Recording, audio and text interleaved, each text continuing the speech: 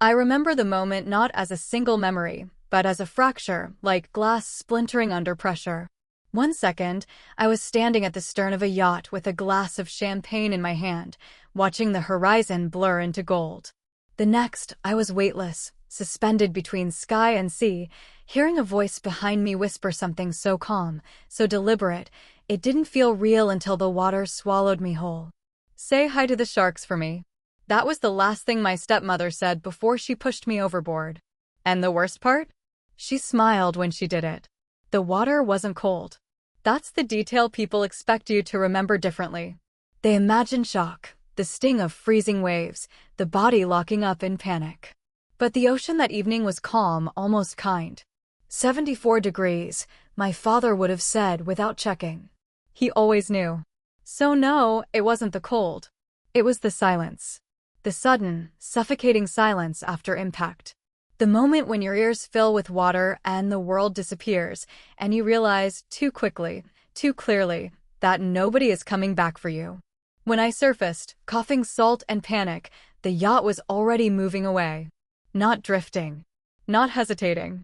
Leaving. Welcome back to Calm Drama Stories, where the quietest people often carry the sharpest truths, and the strongest endings belong to those who prepare for the worst long before it arrives. If you haven't joined yet, you might want to now. Because this story isn't about what happened to me in the water. It's about what happened after. Let me take you back to the beginning. Or at least, to the version of it that makes sense now. My stepmother, Colleen, packed the cooler that morning herself. That wasn't unusual on its own. She liked control, presentation, details, the way things appeared from the outside. But there was something deliberate about it this time. Precise. 2 bottles of champagne. A wheel of brie. A jar of olives she'd had shipped from a specialty store. And tucked carefully beneath all of it, hidden in plain sight, was a notarized change of beneficiary form. I didn't know it then. But she did. The first time that cooler existed in my life, my father was still alive. He'd bought it in 1997 from a marine supply shop. Red canvas. Brass buckles. Sturdy in a way that suggested it would outlast trends, preferences, even people. Back then, it carried ham sandwiches and root beer. Simple things. Reliable things. My father wasn't complicated. He didn't believe in unnecessary upgrades, whether in equipment or in life. If something worked, you kept it. If something lasted, you respected it. He built his company the same way. Garrett Whitmore started with 1 tugboat and a borrowed slip. By the time I was 12, he was managing cargo routes across half the eastern seaboard. By 18, we lived in a house overlooking the harbor, a white structure with a wraparound porch and a view of everything he had built. And yet, for all his success, he remained the same man who packed sandwiches into that red cooler. Until Colleen. When Colleen came into our lives, the cooler changed. Not dramatically. Not in a way that would alarm anyone. But noticeably. The sandwiches became imported meats. The root beer became sparkling wine. The simplicity turned into a presentation. And my father let it happen. Because he loved her. And because he believed some things weren't worth fighting over. My mother died when I was 11. Ovarian cancer. 14 months from diagnosis to silence. After that, it was just him and me. I didn't grow up in a traditional sense. I grew up on docks, in wheelhouses, and in the back corners of legal rooms where men in suits argued about cargo disputes while I did algebra homework and listened. That's where I learned something important. Not all battles are loud. The most dangerous ones are quiet. My father married Colleen when I turned 18. She was polished. Charming. The kind of woman who could walk into a room and rearrange the atmosphere without raising her voice. She brought her daughter, Jana. 16. Quiet. Observant. Jana didn't speak unless spoken to, and even then, her eyes flicked toward her mother first, like she needed permission to exist in any given moment. They moved in. The house adapted. Life continued. For years, nothing seemed wrong. We had traditions. Structure. Predictability. Every year, we took the yacht out. It was my father's favorite ritual. Not because of the luxury, but because of the water. He believed the ocean revealed things about people that land allowed them to hide. He trusted very few people. Me. And his attorney, Howard Kessler. 3 years ago, my father died. Heart attack. At his desk. One hand on paperwork. The other was near a cup of coffee that hadn't gone cold yet. It was sudden. Clean. Final. And everything shifted after that. The will reading was controlled. Howard handled everything with the same precision he had always shown. My father had prepared thoroughly. I inherited a controlling interest in the company through an irrevocable trust. Locked. Protected. Untouchable. Colleen received the right to live in the house. And a monthly stipend. Nothing else. She didn't cry. Didn't argue. Didn't protest. She stood up and walked out. And in that moment, something quiet, but irreversible, began. At first, the changes were subtle. Curtains. Rugs. Decor. Then more. Photos disappeared.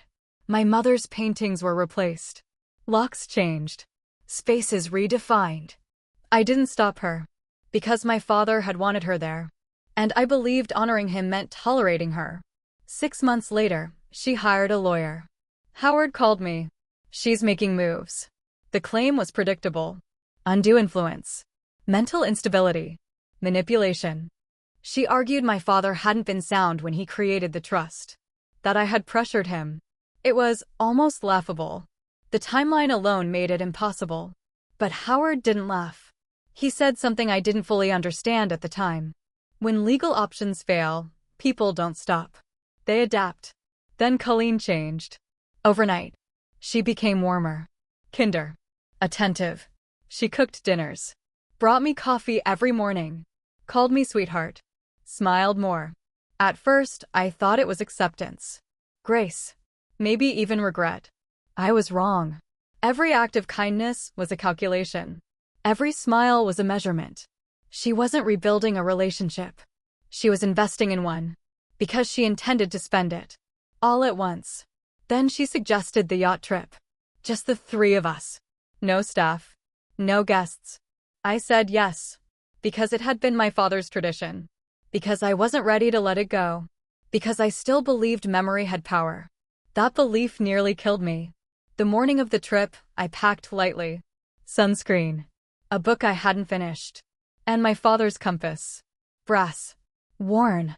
Reliable. He used to say it didn't tell you where to go. Only where you already were facing. At the marina, everything was ready. Colleen stood on the dock. Dressed in white. The cooler at her feet. 2 crew members I didn't recognize. Jana didn't greet me. Didn't look at me. We left at noon. By afternoon, champagne was poured. By evening, we anchored somewhere unfamiliar. And then, that whisper. That push. That fall. And the water. I swam. Because there was nothing else to do. Minutes blurred. Pain set in. Then numbness. Then, lights. A fishing trawler. Captain Dale Buchanan pulled me out of the water like it was just another day. No drama. No questions. Just action. He gave me a blanket. Coffee. A phone. I called Howard. I'm alive. He didn't celebrate.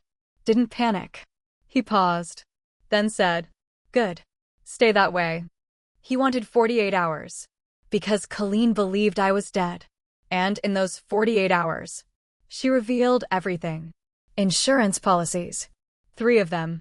On me. Legal filings. Emergency petitions. Locks changed. Rooms sealed. Every move documented.